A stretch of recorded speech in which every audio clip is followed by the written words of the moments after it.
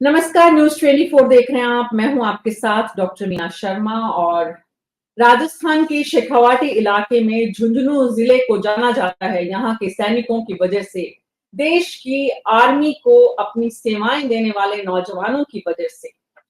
और शेखावाटी का झुंझुनू जिला ही जाना जाता है यहाँ की शिक्षा के स्तर की वजह से।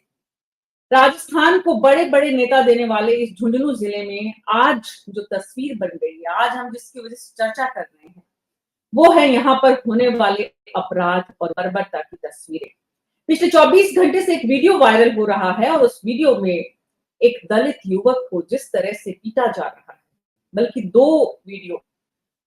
घटना एक सप्ताह पुरानी है, 14 मई की घटना है। आरोपी हिस्ट्री शीटर है। आरोपी को अब क्योंकि हत्या का मुकदमा हो गया है और हत्या का वीडियो भी सामने आ गया है, गिरफ्तार कर लिया गया है। गिरफ्तार करने वालों में हरियाणा के लोग भी शामिल है। बॉर्डर स्टेट है, बॉर्डर डिस्ट्रिक्ट है, इस वजह से हरियाणा से जो अपराधी हैं वो भी इस तरफ आते हैं तो यहाँ पर शामिल होते हैं।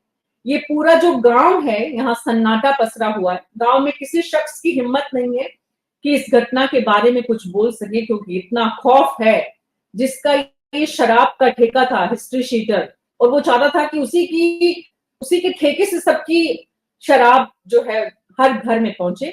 और दो युवाओं ने विरोध किया क्योंकि वो कहीं और से वो भी शराब पीने वाले लोग थे। इसका मतलब ये नहीं है कि उनकी इस तरह से बर्बरता पूर्वक पिटाई करके उनकी जान ले ली जाए। इस पूरी घटना के बाद पुलिस ने हालांकि उन्हें गिरफ्तार कर लिया है, लेकिन एक सप्ताह बाद ये सवाल उठ रहा है कि जिस पर पहले से हिस्ट्री शीटर है, जिस पर कई धाराएं लगी हुई हैं, उस शख्स ने ऐसी स्थिति तक इस जिले के लोगों को लाकर खड़ा कर दिया। क्या इससे पहले पुलिस कुछ कर सकती थी? क्या कानून व्यवस्था का खौफ कुछ और ज्यादा बेहतर हो सकता था? क्या समाज के लोग ऐसे लोगों से बेखौफ होकर रह सकते हैं? ये सवाल है जिनका जवाब ढूंढने की कोशिश अगले 1 घंटे हमारे खास मेहमानों के साथ करेंगे। हमारे साथ राजेश कटारा जी है, कांग्रेस पार्टी के प्रवक्ता, मुराद अली जी हैं बीजेपी से, जगदीश शर्मा जी वरिष्ठ पत्रकार, राजीव तिवारी जी वरिष्ठ पत्रकार, राकेश वशिष्ठ जी वरिष्ठ पत्रकार और डॉक्टर संदीप मीर राजनीतिक विश्लेषक हैं। आप सभी का बहुत बहुत स्वागत है। तो शुरुआत राकेश मीर जी जुड़े नहीं है, राजेश कटारा जी आपसे ही करते हैं इस पूरे घटनाक्रम की जानकारी, क्योंकि खुद मुख्यमंत्री अशोक गहलोत, पूर्व मुख्यमंत्री अशोक गहलोत ने इस संदर्भ में सोशल मीडिया पर जिस तरह से इस वीडियो वायरल होने के बाद इस घटनाक्रम के बारे में सरकार को कटघरे में खड़ा किया है। हालांकि एक सप्ताह पुरानी घटना है और आरोपी गिरफ्तार किए जा चुके हैं, तो अब कुछ है विपक्ष के पास इस मुद्दे पर? और मीना शर्मा जी नमस्कार, सभी को नमस्कार जी। नमस्कार। देखिए, जिस तरह से राजस्थान के अभी हालात हैं वो आपके सामने है, सब दिखाई दे रहा है। किस तरह से अभी ये जो आज घटना की जो अपन चर्चा कर रहे हैं, वो दलित युवक को किस तरह से बांध करके उल्टा लटका करके किस तरह से लाठियों से उसको पीटा गया। आप देखिए कहाँ सुरक्षित है इस तरह लोग, बताइए। रोज नई प्रति डेली घटनाएं देखने को मिल रही है। ये पिछली सरकार को कोसने वाले लोग आज इन घटनाओं पे एक शब्द तक नहीं बोलते। आज लग रहा है आपको कहीं सरकार राजस्थान में है। राजस्थान के मुख्यमंत्री जगह जगह प्रचार करते घूम रहे हैं। यहाँ कोई कानून व्यवस्था चौपट हो रही है। आप देखिए करौली की अभी कुछ दिन पुरानी घटना है, एक मूक बधिर बच्ची के साथ रेप हुआ और उसको जला दिया गया। कहीं कोई रुक ही नहीं रहा किसी तरह के अपराध। कहीं महिलाओं की मेन सिटी में चैन तोड़ी जा रही है। और आप देखिए बेरोजगारी का आलम तो यह है कि एक बेटे ने अपने लेक्चरर पिता को ही मार डाला और ये कह के मार डाला कि भाई इसको खत्म कर दूंगा तो मुझे इसकी जगह नौकरी मिल जाएगी। इस तरह की घटनाएं राजस्थान में देखने को मिली, आज तक कभी नहीं हुआ इतिहास में। ये इतिहास का काला अध्याय है जो ये घटनाएं आज देखने को मिल रही है। जी मीना शर्मा जी। जी, मेरा सवाल ये था आपसे कि आरोपी गिरफ्तार हो चुके हैं, अब सरकार को ऐसी घटनाओं के लिए, अपराधों के लिए सरकार को कितना जिम्मेदार ठहराना चाहिए और क्या करना चाहिए? क्योंकि आप सत्ता में रहे हैं, लेकिन कोई बात नहीं, वापस आएंगे आपके पास। मुराद अली जी, इसमें कोई दो राय नहीं है कि अपराधियों में डर नहीं है। मैं आती हूँ राजेश जी आपके पास। अपराधियों में डर होता तो इस तरह की घटनाओं का दोहराव नहीं होता, रिपीटेशन नहीं होता। हिस्ट्री शीटर है पहले से, इसलिए उनके बारे में किसी को कोई शंका नहीं होनी चाहिए कि वो समाज में किस तरह का बर्ताव करेगा, वो शख्स जो भी है। और उसके आसपास जितने लोग शामिल थे इस घटना में, उसमें एक नाबालिग भी था। नाबालिग को ही आप मतलब बचपन से ही आप उन्हें क्या सिखा रहे हैं? तो ऐसी घटनाओं को अगर सरकार रोक नहीं सकती है, तो सवाल तो उठेंगे कि मुख्यमंत्री चुनावों में व्यस्त हैं और कानून व्यवस्था बदहाल है, बिजली है नहीं, किसानों की मुश्किलें हैं, पानी की समस्या है। मतलब आप चौतरफा समस्याओं से घिरे हुए हैं इस वक्त। देखिए मीना जी, मैं सबसे पहले तो इस शर्मनाक घटना की बड़ी जिम्मेदारी के साथ भारतीय जनता पार्टी की तरफ से बेहद अफसोस और बहुत कठोर शब्दों में निंदा जो है मैं इसकी करता हूं कि ऐसी घटनाएं समाज को शर्मसार करने के साथ साथ सामाजिक समरसता को भी बिगाड़ती है और समाज में एक नया खौफ का वातावरण, अपराध का एक वातावरण तैयार करती है। तो मैं पुरजोर शब्दों में मैं इस घटना की निंदा करता हूं। रहा सवाल आपके सरकार के आरोपों का, तो मैं आपको बताना चाहूँगा कि घटनाएँ जो घट रही है राजस्थान में, ये घटनाएँ आज की और नई घटनाएँ नहीं हैं। इन घटनाओं के पीछे कहीं न कहीं पुरानी कानून की जो ये लचर दलील व्यवस्था देते रह हुए गई। आप लोग थकते नहीं है और क्या मुराद अली जी? एक ये मिनट, दलील देते हुए एक आप लोग मिनट थकते मीना नहीं है? जी, मीना सत्ता में जी आए मुझे हुए 5 कंक्लूड महीने हो गए आपको। मीना नहीं जी प्लीज मुझे प्लीज कंक्लूड करने प्लीज, दीजिए। ये मीना होती जी रही मुझे है कंक्लूड करने घटनाएं, दीजिए। ऐसी अरे घटनाएं जो होती रही हैं, आपको इसलिए मीना घटनाएं जी, होती आपको रहेंगी। जो बोलना है आप बोलिए ना, मैं मना कहाँ कर रहा हूँ, आप बोलिए। लेकिन आप कम से कम मुझे अपना पक्ष तो रखने देंगे, या आप पहले से मन बना के बैठे हैं? मैं यही कहना चाहता हूँ कि कोई भी चीज होती है, घटना कोई नई नहीं होती है। घटनाओं के पीछे एक इतिहास होता है और उस इतिहास के पीछे सिस्टम की जो खराब खामियां हैं, जो जिम्मेदार लोगों की जो सिस्टम पे जो पकड़ नहीं होती है, उसका भी एक नतीजा होता है। मैं आपको ये कहना चाहता हूँ कि अगर इस सरकार में आप कहते हो 5 महीने की सरकार, तो आपने ये भी देखा होगा कि जिस गति के साथ अपराधियों को गिरफ्तार किया गया, आप वो भी हालात देख लें। आज वो हिस्ट्री सेटर है चाहे कोई और है, जीरो टॉलरेंस की नीति के साथ में ये सरकार काम कर रही है, ये विजन है हमारा। लेकिन मैं ये कहता हूं कि घटनाओं की पुनरावृत्ति ना हो, इसके लिए और बेहतर क्या हो सकता है, इस पर भी विचार और मंथन की आवश्यकता है। और निश्चित तौर पे राजस्थान की सरकार इस पे भी विचार कर रही है। और देखिए इन चीजों को सुधरने में समय भी लगता है मीना जी, ऐसा नहीं है कि अलादीन का कोई चिराग हो और उसको घिसने से कोई काम हो जाए। लेकिन मैं आपसे निवेदन यही कर रहा हूं कि जिस तरीके से हमारी सरकार की इच्छा के अनुरूप, हमारी सरकार की इच्छा शक्ति के अनुरूप इन अपराधियों को तुरंत गिरफ्तार किया गया, मैं समझता हूं कि एक मजबूत इच्छा शक्ति का प्रतीक है मीना जी। जी, चुनाव से 5 महीने पहले चुनाव की तैयारियां शुरू हो गई थी, आपको ध्यान होगा मुराद अली जी।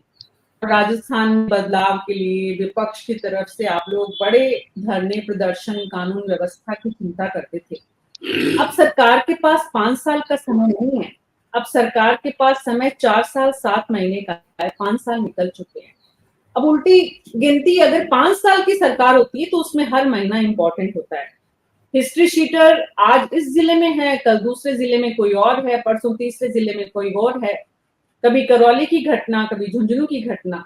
सवाल ये है कि कानून व्यवस्था का इतना डंका क्यों नहीं बज रहा, जिससे कि बदलाव का संदेश क्यों नहीं दिख रहा, जिससे कि अपराधियों में डर हो।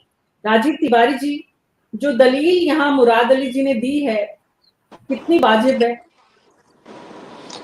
देखिए, मुराद अली जी ने जो दलील दी कि पिछली सरकार के समय से चला आ रहा है, ये जो भी कुछ है, ये तो भारतीय जनता पार्टी की एक परिपाटी सी बन गई है। देश में कुछ भी हो तो नेहरू जी जिम्मेदार है, राजस्थान में कुछ हो तो गहलोत सरकार या पिछली सरकार जिम्मेदार है, और कहीं कुछ हो तो वो पिछली सरकार जिम्मेदार है। भाई जिम्मेदार अब तो आप हो। 5 महीने कम नहीं होते हैं अगर सरकार में। लेकिन आप मेरी बात सुन लीजिए एक बार, मैं आपके बीच में नहीं बोला था, मैं बोलना चाहता तो बोल सकता था, है ना।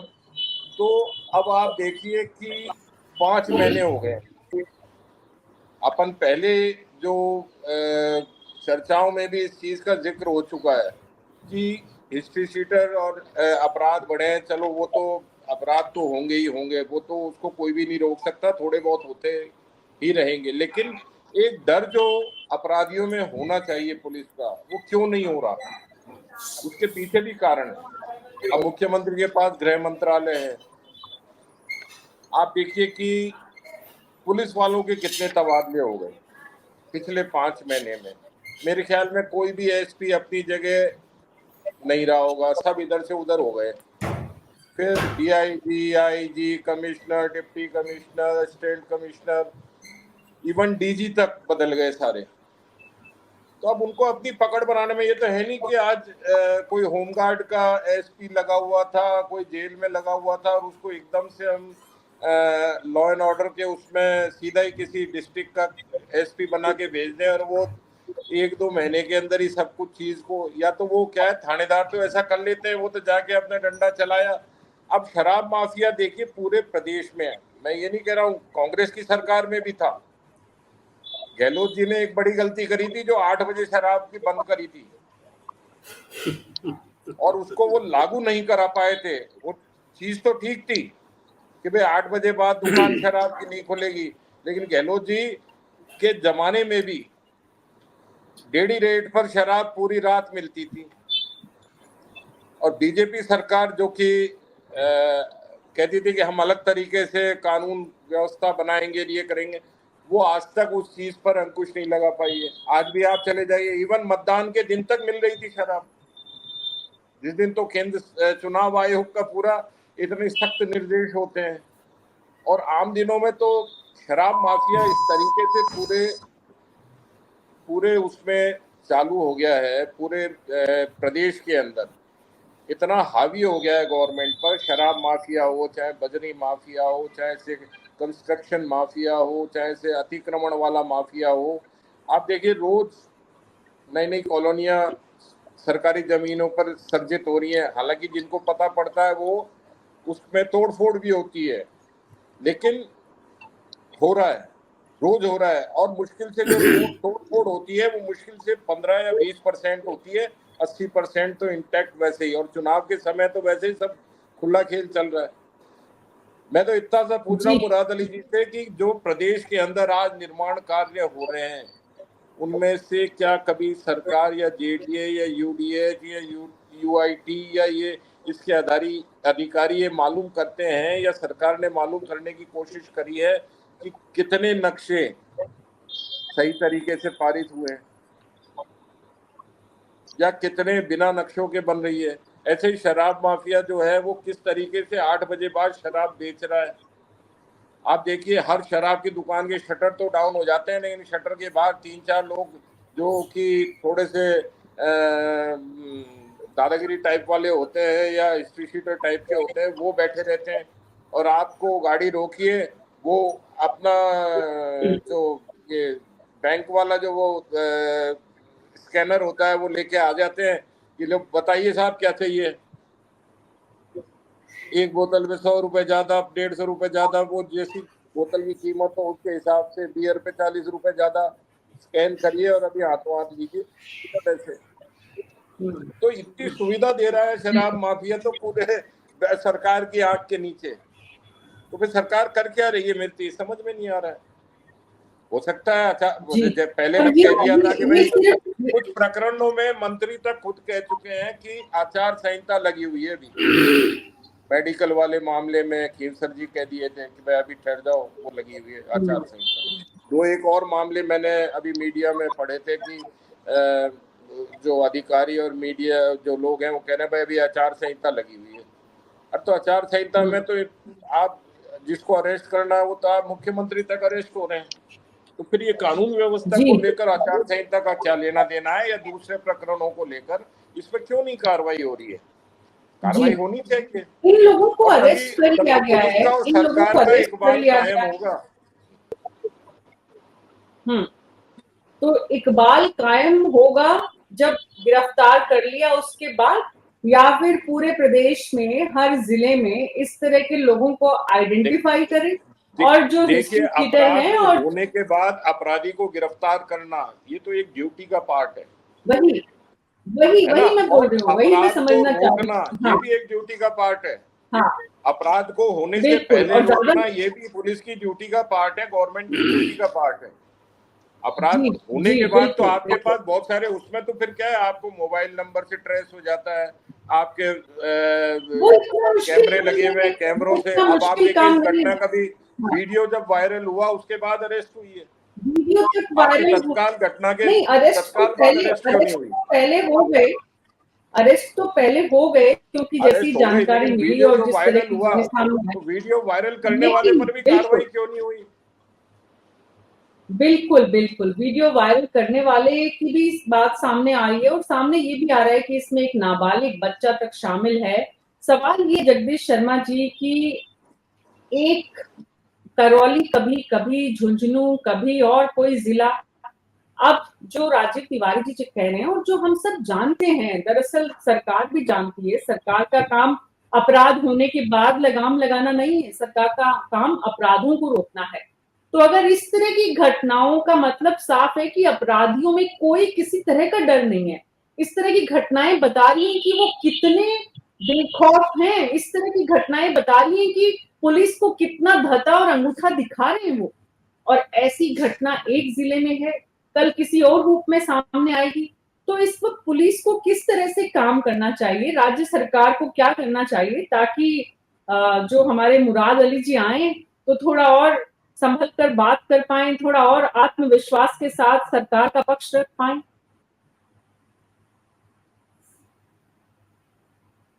मीना जी, ऐसा है, सॉरी मैं आज लेट हो गया थोड़ा डिबेट में आने में। जी सर, ये कोई बात नहीं। घटनाएं जो है, ये घटनाएं अभी मामूली इधर उधर की छुटपुट घटनाएं नहीं है, ये ऑर्गेनाइज क्राइम है। राजस्थान में 3 स्टेट है इस मामले में, यूपी, एमपी और राजस्थान, जहां पर की नेशनल लेवल पर सबसे ज्यादा क्राइम अगेंस्ट SC ST होता है। वो चाहे दलितों के ऊपर जो अत्याचार है वो फिनोमिना राजस्थान में रुक नहीं रहा है, भले ही बीजेपी की सरकार हो, भले ही कांग्रेस की सरकार हो, यहाँ दो ही की सरकारें बनती है, इन तीनों स्टेट में हालत यही है। लेकिन अगर कोई आदमी योगी आदित्यनाथ के तरीके से काम करना शुरू करे, मैं एक उदाहरण के तौर पर बात कर रहा हूँ, योगी आदित्यनाथ बन के काम शुरू करे तो इस क्राइम पर रोक लगा सकता है। बड़े बड़े ऑर्गेनाइज क्राइम ऑर्गेनाइज करके चलने वाले लोग जो हैं वो सब भी ठंडे पड़ गए वहां पर। दूसरे स्टेट में भी जहां जहां कोशिश की गई वो थोड़ा कम हो रहा है, लेकिन राजस्थान में ये कम नहीं हो रहे। राजस्थान में कम इसलिए नहीं हो रहे कि यहाँ पहले से जो सोशल जो सोशल स्ट्रक्चर है हमारे राजस्थान में, उसमें अभी भी दलितों को कोई बहुत अच्छा सम्मान प्राप्त नहीं है। क्योंकि पहले से हम एक फ्यूडल स्टेट में रह रहे हैं, यहाँ पर कि राजा महाराजाओं का राज होता था, तो दिमाग भी वैसा बना हुआ है कि जो नीची जात के हैं वो तो नीची जात के रहेंगे, जो ऊंची जात के हैं वो ऊंची जात के ही रहेंगे। ये जो सोच विचार बना हुआ, ये आदमी के रूप में बना हुआ नहीं है, जाति के हिसाब से बना हुआ है, वर्ग के हिसाब से बना हुआ है, और यही फ्यूडलिज्म का कैरेक्टर है। तो राजस्थान में चाहे सरकार कांग्रेस की आ जाए चाहे बीजेपी की आ जाए, पहले भी कई बार ये मुद्दे उठे, बड़े लेवल पर भी उठे हैं। ये राकेश जी को मैंने पिछले दफा अपनी चर्चा हुई थी इसी तरीके की एक मुद्दे पे बताया था कि भरतपुर में जाटवों के ऊपर किस तरीके से सामूहिक अत्याचार का घटनाएं हुई है, कांग्रेस का टाइम था। इस सब के बावजूद हुई। बीजेपी में भैरव सिंह शेखावत का जब शासनकाल था, जिनको की बड़ा स्ट्रिक्ट एडमिनिस्ट्रेटर माना जाता था तथाकथित, तो उनके टाइम पर भी यही हुआ। बांसवाड़ा डूंगरपुर के एरिया, शाहबाद जो 12 के पास शाहबाद और किशनगंज का जो एरिया है जहाँ पर की सबसे कमजोर स्थिति में आदिवासी है, वहां पर भी यही होता है। तो एक माइंड सेट है, वो माइंड सेट करवाता है। अब चाहे उसमें फिर शराब के ठेकेदार हों, ये तो करते ही है, ये तो बहुत ही ज्यादा क्राइम के अपने हाथ में रखते हैं, लॉ एंड ऑर्डर को हमेशा करते ही है ये। तो वहां एक दलित की अगर इस तरीके से पिटाई हो जाए तो मुझे कोई बहुत ज्यादा आश्चर्य इसलिए नहीं होता कि हम तो पहले से ही दिमाग से ऐसे बने हुए हो जाती हाँ, है। और अब इसीलिए ये है कि इसीलिए लोगों की इतनी पुलिस हिम्मत तो क्यों हुई? पुलिस और जगदीश सरकार शर्मा उसी जी, ढंग से नहीं। जगदीश शर्मा जी, इसीलिए इन लोगों की इतनी हिम्मत और दुस्साहस हुआ कि इन्होंने ना सिर्फ उसकी इतनी पिटाई की कि उसकी जान चली गई, बल्कि उसका वीडियो भी बनाया। इसीलिए इतना दुस्साहस हुआ, इसीलिए इतना दुस्साहस हुआ कि हमारा कोई कुछ बिगाड़ नहीं सकता, क्योंकि हम पहले से ही हिस्ट्री शीटर हैं, हम बाहर आराम से घूम रहे हैं। और ऐसा सिर्फ झुंझुनू में 8 सलाखों के पीछे चले गया ये शख्स और इसके आसपास के लोग, बाकी जिलों में भी ऐसे लोग मौजूद हैं। तो राकेश वशिष्ठ जी, उसके बाद संदीप मील जी, मैं आपके पास आऊंगी। राकेश वशिष्ठ जी, इस वक्त मुख्यमंत्री के सामने बड़ी चुनौती है। एक तो चुनौती ये कि वो पर्ची की सरकार का यहाँ पर एक तमगा लिए हुए हैं, और दूसरी चुनौती ये है कि वो अब इस तरह की नई नई जो, चाहे कानून व्यवस्था की समस्या हो, चाहे बिजली की समस्या हो, चाहे पानी की समस्या हो, चाहे कोई और महिला सुरक्षा की बात हो, हर दिन अगर इस तरह की घटनाएं सामने आएंगी और मुख्यमंत्री इनको लेकर त्वरित एक्शन, पहले से ही एक्शन मोड में, जैसा कि कानून व्यवस्था को दुरुस्त रखना और ऐसी घटनाओं को होने से रोकना पुलिस का काम ये है। अब योगी आदित्यनाथ का उदाहरण यहाँ पर जगदीश जी ने दिया है। योगी आदित्यनाथ से ज्यादा सख्त भी हो सकते हैं, कम भी हो सकते हैं। भजन लाल जी क्या करें अब, उनके सामने कौन सा रास्ता है? उन्होंने गृह मंत्रालय रख तो लिया अपने पास, लेकिन रखने का मतलब क्या होता है ये भी समझ में आ रहा है उनको? देखिए मीना जी, मैं पहले भी कई बार परिचर्चा में ये बात कह चुका हूँ कि मुख्यमंत्री भजन लाल जी को थोड़ा एग्रेसिव होना पड़ेगा, थोड़ा सरल स्वभाव से या सिद्धांतवादिता के आधार पर शासन नहीं चलता। संगठन में आप अच्छे कार्रवाई कर सकते हैं, लेकिन शासन चलाने के लिए आपको सर्वगुण संपन्न होना चाहिए। जिस तरह की घटनाएं घटित हो रही हैं, ये ऐसा नहीं है अभी हो रही हो, पहले भी होती रही है। शासन चाहे किसी का हो, चाहे वो कांग्रेस का हो, चाहे वो भाजपा का हो, घटनाएं होती हैं। और ये राजनीतिक दलों का एक तरीके का कर्तव्य बन गया है कि कांग्रेस के शासन में होती हैं तो बीजेपी वाले शोर मचाते हैं, और बीजेपी के शासन में होते हैं तो कांग्रेस वाले शोर मचाते हैं और अपनी सारी बातों को भूल जाते हैं। अब इसके पीछे मूल भावना है क्या, मूल कारण क्या है, क्यों होता है? हमारे देश का जो संविधान है, हम सीआरपीसी आईपीसी एविडेंस एक्ट है, उसको, उसमें जो धाराएं हैं उनको ये अपराधी वर्ग इतना अंगीकार कर चुका है कि सैचुरेशन पे उनको फर्क ही नहीं पड़ता। आपने एक धारा का नाम सुना होगा, सीआरपीसी की धारा, सीआरपीसी 151। पुलिस क्या करती थी, किसी भी बदमाश या किसी को करने के लिए सीआरपीसी 151 के तहत उसका नोटिस भेजती थी और उसको पाबंद करती थी कि वो इस तरह की कोई वारदात नहीं करेगा, नहीं तो हम बंद कर देंगे। अब सीआरपीसी 151 की धारा का कोई मतलब ही नहीं है, बड़ी कॉमन बात हो गई है। दूसरी बात, हम इस तरह के अपराधों पर अंकुश लगाने में तभी थोड़े कामयाब हो सकते हैं जब हम पुलिस का इन अपराधियों के साथ गठजोड़ को खत्म करने में सफल हो पाए। जहां तक शराब की बात है, दारूबाजी की, आबकारी विभाग की बात है, मुझे मालूम है कि मेरा सभी क्षेत्रों में संपर्क है कि इनका क्या गठजोड़ पुलिस के साथ होता है और क्या गठजोड़ इनका आबकारी विभाग के साथ होता है और क्या गठजोड़ इनके बदमाशों के साथ होता है। ये शाम दाम दंड में हर तरीके से काम करते हैं। मुझे ये कहने में कोई झिझक नहीं है कि हर महीने इनको सब इन दोनों डिपार्टमेंट को संतुष्ट करना पड़ता है, और उसमें भी स्थिति ये कि इनका जो कोटा है वो आपको पूरा उठाना पड़ेगा।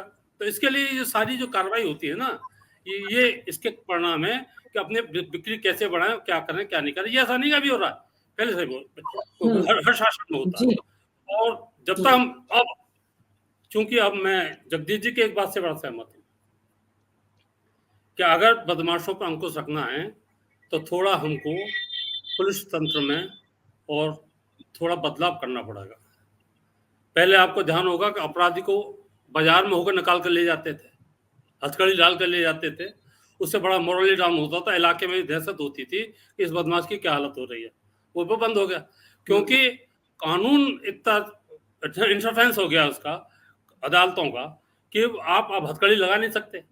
आप बाजार में इस तरीके से प्रदर्शन करने के लिए आपको 6 बार सोचना पड़ेगा कि क्या करना है क्या नहीं करना है। तो इससे उस अपराधी का मोरल थोड़ा बढ़ता है। एक मैं न्यायिक व्यवस्था की बात करता हूँ।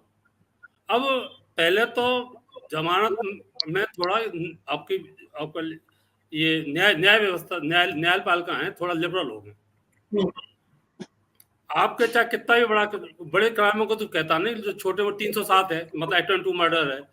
इवन मर्डर केस में अगर कहीं लीक पोल है तो उसमें जमानत यहाँ से सेशन कोर्ट से नहीं तो हाई कोर्ट से हो जाएगी, हाई कोर्ट से नहीं आपके सुप्रीम कोर्ट से हो जाएगी। तो आजकल ये अपराधियों में जिनके पास पैसे की लागत है वो इस बात की चिंता ही नहीं करते, वो मान के चलते हैं महीने 2 महीने 4 महीने उनको जमानत हो जानी है। अब आपको पूना वाला उदाहरण आप देख लीजिए मैडम, ये तो हमारे सामने लेटेस्ट है, कल 2 दिन पहले। क्राइम इस बात का है कि अगर कोई बच्चा नाबालिग अगर कोई गाड़ी चलाता है और एक्सीडेंट करता है तो उसका जिम्मेदार जो गाड़ी का ओनर है वो होता है, और उसके खिलाफ उन धाराओं के मुकदमा चलेगा जो कि हत्या की धाराएं या एक्सीडेंट की धाराएं। लेकिन यहाँ तो वो तो किया ही नहीं और उसको इस तरह की सजा दी, वो भी जुडिशियल मजिस्ट्रेट ही है। जो किशोर न्यायालय का जो पीठासीन अधिकारी होता है वो जुडिशियल मजिस्ट्रेट ही होता है, ऐसा नहीं होता मजिस्ट्रेट। हाँ, तो इस तरह की घटनाओं पर अगर हमको थोड़ा चेंज करने होगा तब भले ही हम इनको रोक पाए, नहीं तो साठ गांठ रोकनी होगी पुलिस और शराब माफियाओं के बीच में जो साठ गांठ है, और खास करके पुलिस मशीनरी की जो निचली कांस्टेबल, हेड कांस्टेबल लेवल पे, एसएचओ के लेवल पे जिस तरह की गठजोड़ है, उसका नतीजा ये है कि इस तरह मैं आपको एक उदाहरण मैं आपको बता दूं मीना जी, उसमें बात खत्म करूंगा कि हमारे यहाँ गोपालगढ़ कामा जो मेवात क्षेत्र थे, क्राइम की दृष्टि से बड़े खूंखार के क्षेत्र थे, यहाँ पुलिस जा नहीं सकती थी। ये सबको मालूम था कि जितने आपके व्हीकल चोरी होते हैं सब वहां इकट्ठे होते हैं, आपकी जितनी आपके सेक्साटन होता है, आपके फर्जी जो आपके गलत तरीके से रुपयों का ये होता है, ये सारे काम वहां होते थे। लेकिन पुलिस हमेशा पिट के आती थी। लेकिन पुलिस अधिकारी के ऊपर बहुत कुछ होता है। अब आईजी ऐसे आए, हो सकता है ऊपर से भी उनको डायरेक्शन इस तरह की हो, अब वो रोजाना में छापे पड़ते हैं, चाहे उनको गोली चलानी होती है गोली भी चलाते हैं, लाठी मारनी हो तो लाठी भी मारते हैं, और उनकी हालत ये कर दी है कि जहां उनका जो क्राइम का ग्राफ था वो 25% से 30% पे आ गया, खत्म तो नहीं हुआ अभी। लेकिन वहां ये दहशत हो गई कि पुलिस चाहती है तो कुछ भी कर सकती है, पुलिस जान करके 1 दिन में 2 दिन में वो घेरेबंदी करके उन बदमाशों को पकड़ने का काम करती है। तो पुलिस प्रशासन चाहे तो बहुत कुछ कर सकता है, और पुलिस प्रशासन चाहे तो, वो कंडीशन है। कंडीशन भी क्या है कि पुलिस प्रशासन चाहे तो, पुलिस प्रशासन का काम है, पुलिस प्रशासन की जिम्मेदारी है, इसके लिए उन्हें सैलरी दी जाती है, इसके लिए वो कानून की शपथ लेते हैं। लेकिन उसके बाद भी अपराध को रोकने की कंडीशन ये है कि पुलिस प्रशासन चाहे तो। डॉक्टर संदीप मील, राजस्थान दलितों के मामले में बहुत बैड नेम रहा है, राजस्थान का खराब नाम रहा है। हमारा समाज जो अपने आप को कुछ लोग बहुत बड़ा समझते हैं सिर्फ इसलिए कि वो एक जाति विशेष उनके नाम के आगे लगी हुई है, चाहे उसमें खास करके 2 जाति के लोग जो हैं वो दलितों का शोषण करने में सबसे ज्यादा प्रमुख रहे हैं। जिस तरह की घटनाएं इस बार भी जो घटना सामने आई है झुंझुनू वाली, उसमें भी ये राजपूत हैं जिन्होंने इस तरह की घटना को अंजाम दिया है, जो हिस्ट्री शीटर है और इसके आसपास के जो लोग हैं। सवाल ये उठता है डॉक्टर संदीप मील कि ये जो साठ गांठ और ये जो खुद को ऊंचा समझकर नीचे व्यक्ति को जानवर की तरह मारकर इस तरह का माहौल और इस तरह का खौफ पैदा करना कि उस गांव में कोई एक शख्स, एक व्यक्ति कुछ बोलने की स्थिति में नहीं है, बल्कि खौफ के साए में पूरा वो गांव इस वक्त जी रहा है। और गांव भी नहीं बल्कि कस्बा है, अच्छा खासा गांव है जहां पर ये घटना हुई है। तो सवाल ये उठता है कि ऐसी स्थितियों से निकलने के लिए एक तरफ तो जिम्मेदारी पुलिस की है, कानून की है, सरकार की है, और दूसरी जिम्मेदारी समाज की भी है।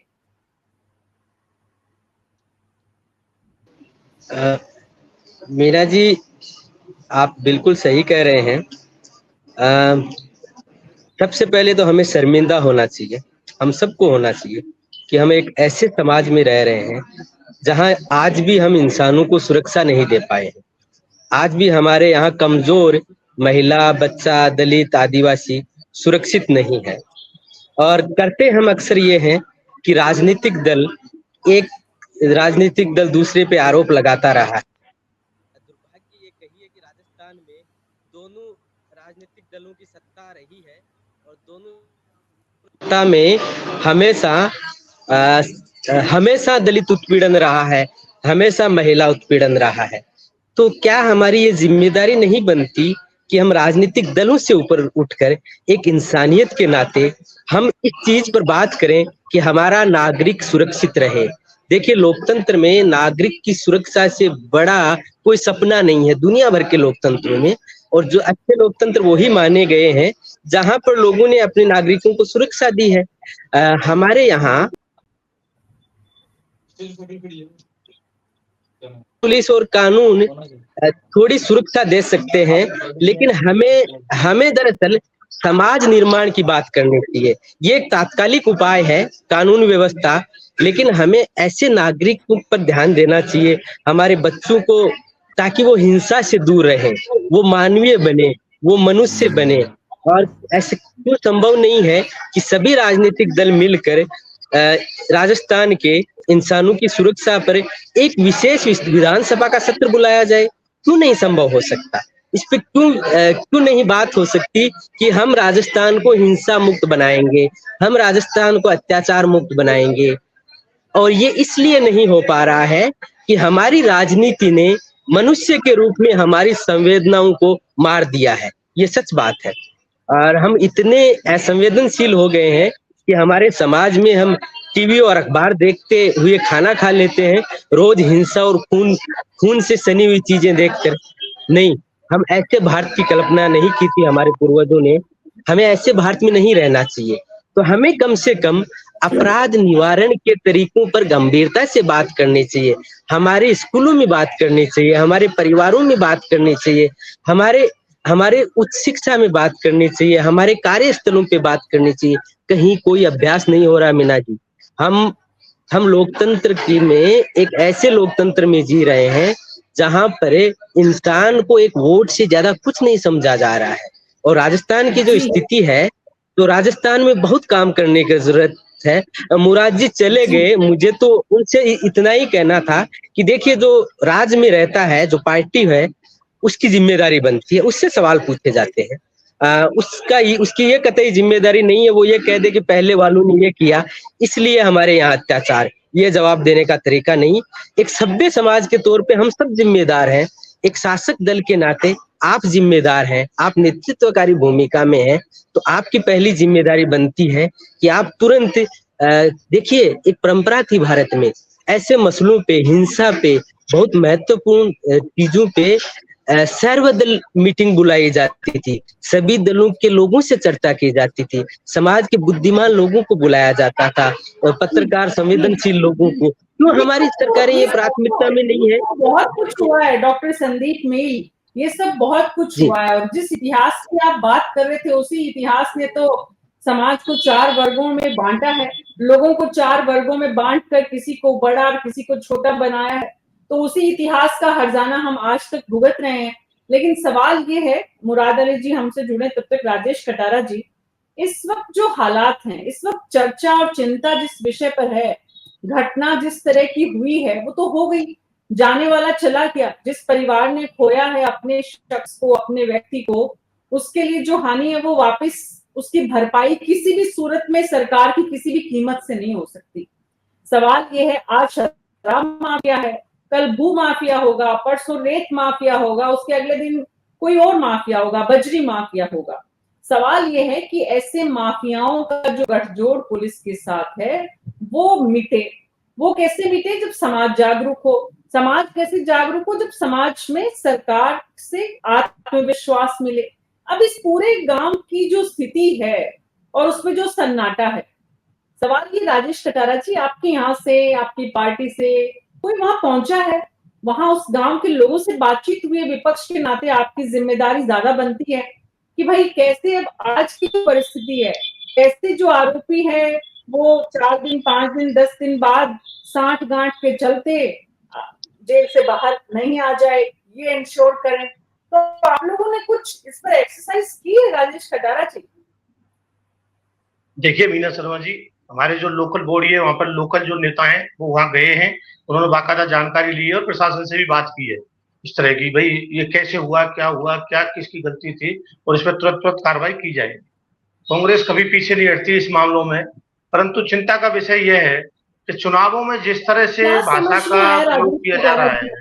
क्या समझ में आया राजेश कटारा जी? कांग्रेस पार्टी के जो लोग गए, अगर आपकी बातचीत हुई है, क्या समझ में आया? ये हिस्ट्री शीटर और इसके आसपास के जितने लोग थे इस मामले में आरोपी हैं, जिन लोगों को जेल में भेजा गया है इस वक्त, कैसे उनकी इतनी हिमाकत और हिम्मत हुई कि वो इस कदर ऐसी बर्बरता करने पर उतारू हो गए?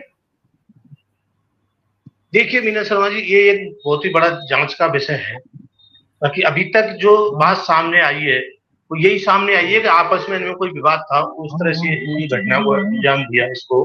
परंतु इसमें ज्यादा बोलना तो ठीक नहीं है, क्योंकि ये प्रशासनिक मामला है, पुलिस प्रशासन जांच कर रहा है इसमें और अपराधी जेल के अंदर हैं और अपराधी ये बात बता पाएंगे और वो पुलिस ही को ही क्लियर करनी पड़ेगी कि आखिर हुआ क्या। क्योंकि हम लोग तो सिर्फ पूछ सकते हैं उनसे और जिससे पूछेंगे वो अपनी बात करेगा, परंतु जांच हम लोग नहीं कर सकते, जांच प्रशासन करेगा। परंतु मेरा कहना सिर्फ इतना है कि आज मुखिया की पूरी जिम्मेदारी बनती है। मुखिया दोनों तरह से राजस्थान के नाकाम है, या तो उनको इस तरह की जानकारी नहीं कानून व्यवस्था के बारे में, कानून व्यवस्था कैसे संभाली जाए, या फिर यह है कि मुखिया जी यहाँ रुक ही नहीं रहे, राजस्थान में प्रचार कर रहे हैं। भाई प्रचार करो, अच्छी बात है, आपने बहुत अच्छा काम किया है, आप कह रहे हैं साहब वो 200 पार सीट आएंगी, बहुत अच्छा काम है, परंतु फिर इतना प्रचार करने की क्या जरूरत है कि जगह जगह मुख्यमंत्रियों को काम करो। कलकत्ता, आज भी कलकत्ता में मुख्यमंत्री जी, भाई कम से कम यहाँ राजस्थान पर ध्यान दीजिए, आपको जो सत्ता मिल चुकी है उस पर तो कम से कम ध्यान दीजिए, नई सत्ता के लिए घूम रहे हैं आप। इस तरह की कोई दिख ही नहीं रहा, कोई मंत्रालय कोई काम करता वो नहीं दिख रहा है, किसी तरह का कोई मंत्री का कोई पता ही नहीं है। आप बताओ कहाँ कुछ दिख रहा है इस तरह का? मुख्यमंत्री काम नहीं कर रहे, चुनाव में व्यस्त है, ये तो हम बात कर चुके हैं। अब मुद्दा ये है कि उस गांव में और उस इलाके में जो घटना हुई, वैसी घटनाएं दूसरे इलाकों में, दूसरे गांवों में, राजस्थान के दूसरे हिस्सों में, दूसरे सेक्टर के जो माफियाज हैं वो इस तरह की घटनाएं ना करें। सवाल ये है, चिंता ये है, और उस गांव के जो लोग हैं वो इस आतंक से, यानी जो इस घटना की वजह से जो आतंक फैला है उससे बाहर निकलें, थोड़ा कंफर्टेबल फील करें, थोड़ा सा राहत महसूस करें कि पुलिस ने त्वरित कार्रवाई की है और अब आने वाले दिनों में ऐसी घटनाएं ना हो, ऐसे लोगों के खिलाफ ज्यादा सख्त एक्शन लिया जाए। ये सब काम होने चाहिए इस वक्त वहां झुंझुनू के उस गांव के आसपास में। लोगों का कॉन्फिडेंस बढ़ना चाहिए। मुराद अली जी, देखिए विपक्ष अपने मीना जी, एक बार मैं थोड़ा सा समय लूंगा आपसे। देखिए घटना ना होनी, घटना हो रही है, राजस्थान के सारे जिलों में रोज नई घटनाएं हो रही हैं, इस तरह के मर्डर, कहीं हत्या, बलात्कार, इस तरह की घटना। दूसरी सबसे बड़ी घटना मैं आपको याद दिलाता हूँ, हैदराबाद में मुख्यमंत्री जी जाते हैं, करौली का एक अपराधी जिसको पुलिस ढूंढ रही है और वो मुख्यमंत्री के साथ में स्वागत करता है मुख्यमंत्री का और फोटो खिंचाता है, और पुलिस ने कोर्ट में दिया है कि अपराधी मिल ही नहीं रहा और उसने मुख्यमंत्री के साथ फोटो खिंचवा रखी है हैदराबाद में और उसका स्वागत किया है मुख्यमंत्री जी का। आप बताइए, ऐसी घटनाएं हो रही है, सरकार ही उनको स्वागत करवा रही है उन अपराधियों से। आज ही आपके चैनल के माध्यम से और न्यूज पेपरों में राजेश जी, आपका कहना ये है कि मुख्यमंत्री अगर चुनाव प्रचार में ध्यान नहीं दे, सत्ता चलाने में ध्यान दे, समाज पर ध्यान दे, शासन पर ध्यान दे, तो ऐसी घटनाएं रुक सकती हैं। ये बात मुख्यमंत्री जी खुद स्वागत करा रहे हैं अपराधी से, मुख्यमंत्री जी के साथ फोटो है उस अपराधी को, और पुलिस राजस्थान की बोल रही है कि वो मिल ही नहीं रही, हमें अपराधी नहीं मिल रहा, कोर्ट में उसने कहा कि मिल नहीं रहा, और वो तो राजस्थान सरकार के साथ ही घूम रहा है।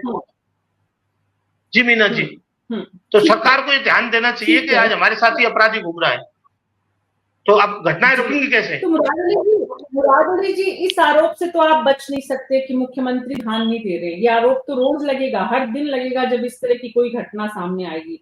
लेकिन सिर्फ इस एक आरोप से काम नहीं चल सका। सवाल ये जो मैंने राजेश कटारा जी से पूछा था, मुराद अली जी, क्या आपकी सरकार ने, क्या आपकी पार्टी के लोगों ने उस इलाके के लोगों की सुध ली है? लोगों का कॉन्फिडेंस थोड़ा सा बूस्ट हो, थोड़ा उन लोगों में डर का वातावरण नहीं रहे, इसके लिए सरकार ने सिर्फ आरोपियों को गिरफ्तार करने के अलावा पुलिस मशीनरी ने कुछ ऐसा प्रयास किया है? या फिर जो पुलिस की वर्किंग है और उसमें जो कांस्टेबल और हेड कांस्टेबल्स की जो अप्रोच है उसी हिसाब से काम हो रहा है और इसलिए गांव के लोग चुपचाप अपने घरों में बैठे हुए हैं?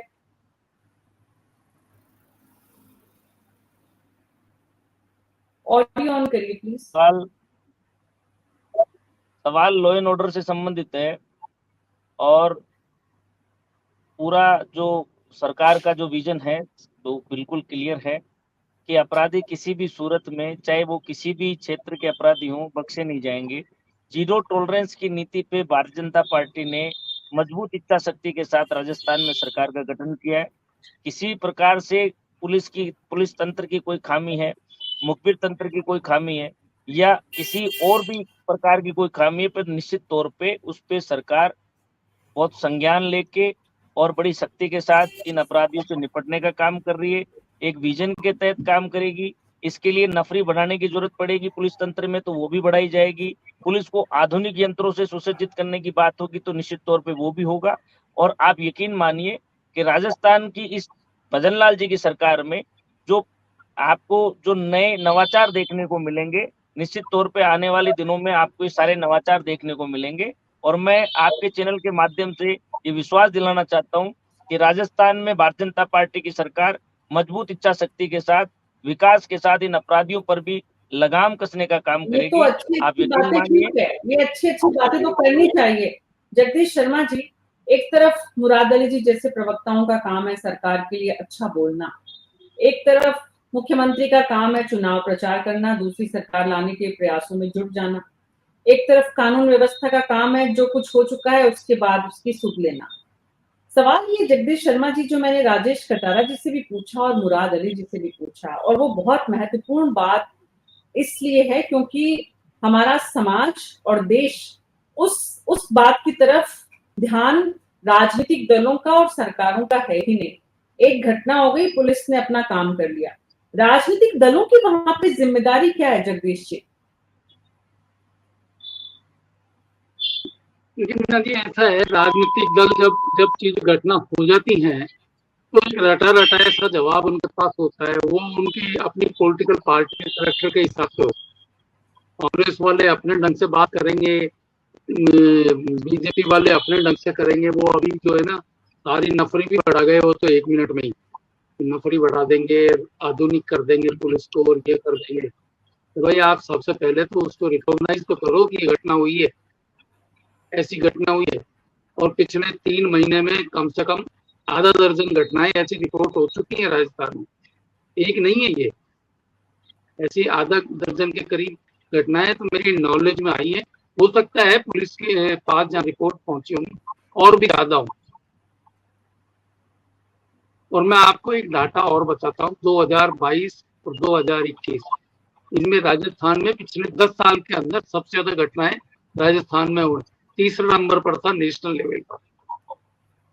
अब डाटा एनसीआरबी के डाटा देखेंगे तो उसमें दलित एट्रोसिटीज के मामले में राजस्थान तीसरे नंबर पर था।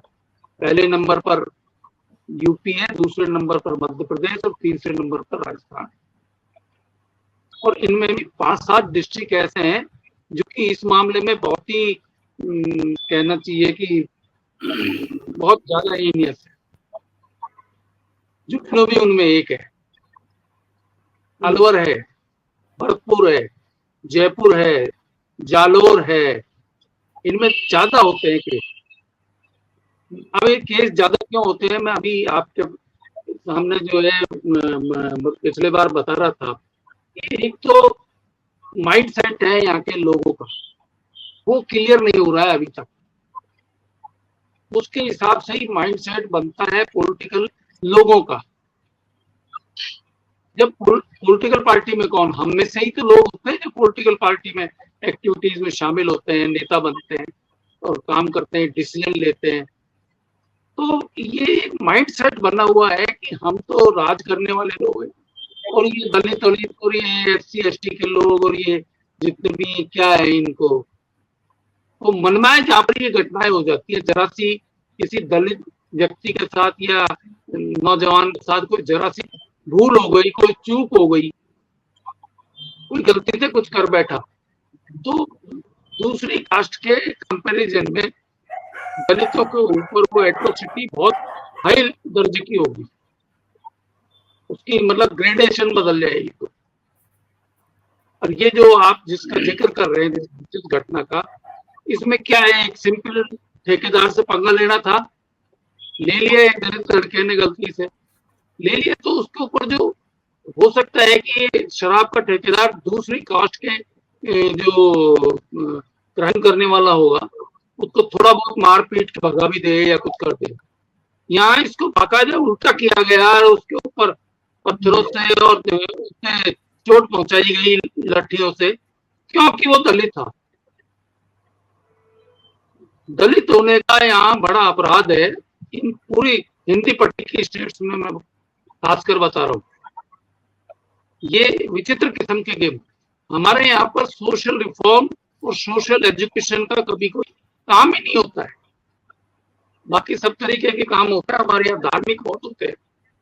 आप देखते होंगे सवेरे अखबार में 3 पन्ने भरे होते हैं डेली, ये धार्मिक हो गया, ये परिंदे लगा दिए, ये कर दिए, ये फलाने महाराज की यात्रा निकल गई।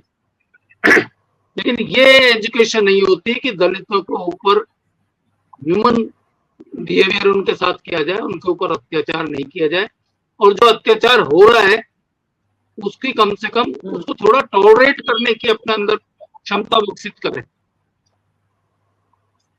अत्याचार तो दूसरे पर भी होता है, ऐसा नहीं है कि मारपीट जो है सोसाइटी के डिफरेंट सेक्टर्स पे होता ही होता है, लेकिन दूसरों की हम टॉलरेट कर लेते हैं। दलित, हरिजन और आदिवासियों की इनकी टॉलरेट नहीं करेंगे, इसमें हाथ ही उठता है। तुम्हारी इतनी हिम्मत कैसे हुई? एजुकेशन का भी तुम्हारी सोशल एजुकेशन जरूरी है। हाँ, बिल्कुल बिल्कुल। और सोशल रिफॉर्म्स के संदर्भ में ही ये मैं बात कर रही थी कि राजनीतिक दलों की भी यहाँ पर क्या कोई भूमिका होनी चाहिए जब समाज इस तरह से इस कदर बर्बरता और बेआबरू होकर सड़कों पर उतर आए, तो समाज की और राजनीतिक दलों को मिलकर तय करना चाहिए। अगर कांग्रेस पार्टी इस समय इस गांव के लोगों के बीच पहुंचती है, अगर सत्तारूढ़ दल के लोग पहुंचते हैं, तो उन लोगों के आत्मविश्वास में कोई फर्क आएगा। अगर वो जो बात हुई थी राजीव तिवारी जी की पहले एक, और इन दिनों हाल ही के दिनों में भी बहुत प्रचलन हुआ था, खास करके ये जो 1.5 साल पहले घटना हुई थी अलवर, और इस तरफ जब अपराधियों को सड़क बाकायदा मतलब कपड़े उतार कर उस स्टेज में पूरे बाजार में घुमाया गया था, तो उससे लोगों में जो बात हो रही थी कि लोगों में उससे एक वो होता है कि भाई देखो इस अपराधी को किस कदर, तो क्या इस तरह की घटनाओं को, इस तरह की पुलिस की वर्किंग में इस तरह की चीजों को वापस इन्वॉल्व करने की जरूरत है? उस कस्बे के लोगों का कॉन्फिडेंस कैसे आए? ये कहीं कोई सोच का, चर्चा का, समाज के लोगों का, सरकार का कोई काम का हिस्सा होना चाहिए। देखिए, सामाजिक असमानता जब तक दूर नहीं होगी तब तक इस तरीके के मामले होते रहेंगे। अब आप देखिए कि हो सकता है जो ये घटना हुई है उसमें जो व्यक्ति जिसकी हत्या हुई है, हो सकता है किसी दूसरे ठेकेदार के लिए काम कर रहा हो, वहाँ पे शराब की तस्करी में लिप्त हो, ये तो सब जांच के विषय है, दूसरी चीज हो सकती है। लेकिन आप ये देखिए कि जितनी भी घटनाएं होती हैं वो सबसे जो दबा कुचला तबका होता है या व्यक्ति होता है उसके साथ ही क्यों होती है। आज दलित समाज के भी जिनको आरक्षण मिला हुआ है, जिनके की परिवार में बड़े अधिकारी बन गए या जो है, उनके साथ तो कभी ऐसी घटना नहीं होती, कोई मारपीट नहीं होती, कोई कुछ नहीं होता। तब किसी उच्च वर्ग को ये नहीं लगता कि ये निचले तबके का आदमी है, इसको भगाओ, मारो, पीटो, जो भी करो। उससे भी डरते हैं वो ऊंचे तबके के लोग। तो ये जो घटनाएं होती हैं उसके पीछे सबसे बड़ा अमीरी गरीबी का भी एक वो है कि जो ठेकेदार है वो कहता है मैं तो पैसे वाला हूँ, मेरे पास ताकत भी है, मेरे पास बदमाश भी है, मेरे पास आदमी सारी हर तरीके का धन बल भुजबल सब है मेरे पास, तो मैं तो ये जरा सा आदमी है, इसको तो पीट लूंगा आके, मेरा क्या है, मेरे राजनीतिक रसूखात भी हैं, मेरे प्रशासन में भी मिलने वाले हैं, मेरे सब हैं, मेरा क्या होने का, ज्यादा से ज्यादा होगा मेरा कोई कारिंदा है उसको जेल हो जाएगी, बचा लाऊंगा वापस। तो ये जो एक वो है, और जो आप बता रहे थे कि उस गांव में कोई बोलने वाला नहीं था, तो वो एक जैसे आपने देखे होगी शोले फिल्म में, एक जरा सा उदाहरण दे रहा हूँ कि रामगढ़ वासी गब्बर सिंह के बारे में कोई कुछ बात ही नहीं करता था, लेकिन वहां का एक ठाकुर उसने उस पूरी जमात में जागृति पैदा करने के लिए अपने 2 बंदे लेके आया, वो भले ही वो बदमाश थे, चोर थे, उचक्के थे, जो भी थे, उनको लेके आया और उससे लाकर वहां जागृति, उसका जो डर था उसको खत्म कराया। तो या तो सरकार कुछ इस तरीके की चीजें या समाज कुछ इस तरीके के जो बड़े लोग हैं वो इस तरीके की कोई जागृति पैदा कराए कि भाई नहीं, हर व्यक्ति समान है, कोई बदमाश नहीं है, कोई साहूकार नहीं है, सब बराबर हैं, और किसी के साथ भी कुछ भी होगा अगर इसी मामले में ठेकेदार तक कड़ी कार्रवाई हो जाए और उसके ऊपर हत्या का मामला दर्ज हो जाए और वो बंद हो जाए और उसको सजा हो जाए, ऐसे सबूत इकट्ठे करें। और इसके लिए राजनीतिक दलों का बड़ा वो रहता है।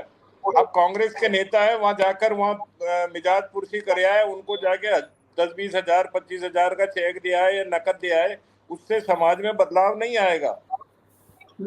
आप वहां जाकर आंदोलन करो, उन लोगों को सजा दिलवाओ जो इस काम में लिप्त थे,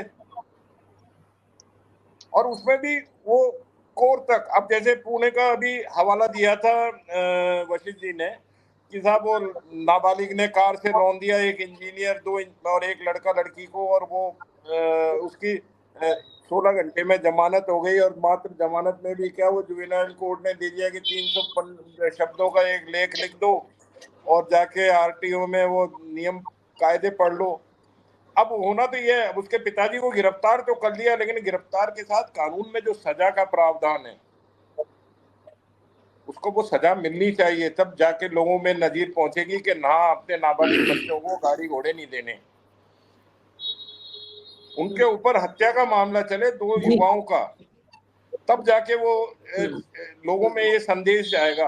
अभी हम फौरी तौर पर करके, और अभी वो हाई कोर्ट सुप्रीम कोर्ट से जाके वो भी जमानत ले आएंगे, क्योंकि हमारे यहाँ कानून में ऐसे क्लॉज हैं बचाने के। इसीलिए हम समझने की कोशिश कर रहे हैं, इसीलिए हम इस बात पर राजनीतिक दलों को, इसीलिए राजीव तिवारी जी की आज इनको सरकार क्यों बनाते हैं, सरकार क्यों बनाती है, जनता क्यों वोट दे के सरकार बनाती है कि समाज में हम लोगों को सुरक्षित रखा जाएगा। तो ये समाज में अगर चाहिए तो बीजेपी का भी वहां पे जाना चाहिए, लाने की जरूरत नहीं है।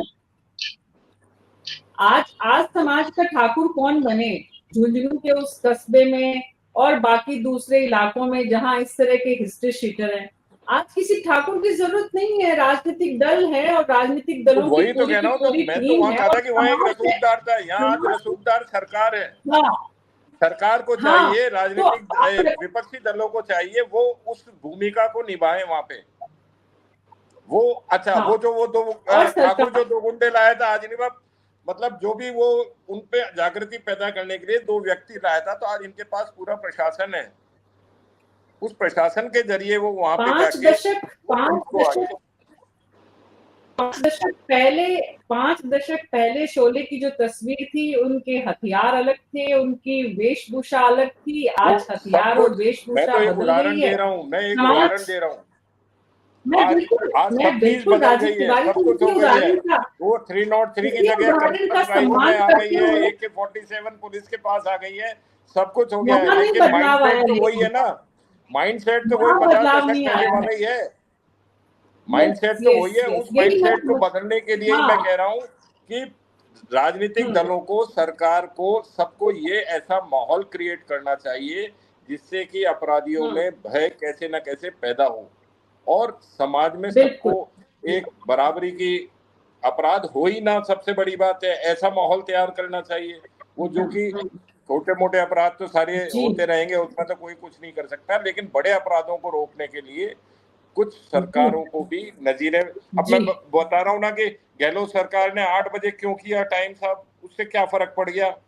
सरकार का राजस्व ही कम हुआ, ठेकेदारों का बढ़ता गया। तो आप तो बढ़ावा दे रहे हो हर जी। चीज को। आप 11 बजे तक टाइम करने में क्या खराबी थी जब मिल ही रही है? तो उसको कम करने की क्या जरूरत बिल्कुल। थी? या करना था तो आप में ऐसी इच्छा शक्ति होनी चाहिए जगदीश जी, कि अगर राकेश एक जी भी बड़े दिखेगा तो मुस्कुरा रहे हैं। मैं तो जगदीश जी की भी बात कर ही रहा हूँ, उसमें क्या, ये तो हमारे गुरु हैं, तो इसलिए कोई उसमें बात ही नहीं है। हमने तो सब कुछ इन्हीं से ही सीखा है। बिल्कुल सीखा। मैं तो राकेश जी भी पत्रकारिता में भी जगदीश जी ने मुझे जितना सिखाया है, मेरे तो 2-3 गुरु थे, सौभाग्यमल जैन, अब्दुल गनी, जी। विश्वास कुमार और जगदीश शर्मा। इनसे मैंने जितना सीखा है, तो वो वाह आज वाह वाह सर, इनके साथ इस मंच पे बैठ के बात करने लायक भी हुए हैं, ऐसा नहीं है। क्या तो बात है, क्या बात है, इससे बड़ा। बिल्कुल बिल्कुल। तो मैं तो बहुत जो बहुत गुरु है शुक्रिया, उनको गुरु लेकिन मानने, सवाल उनको ये है, कोई दिक्कत नहीं होनी चाहिए।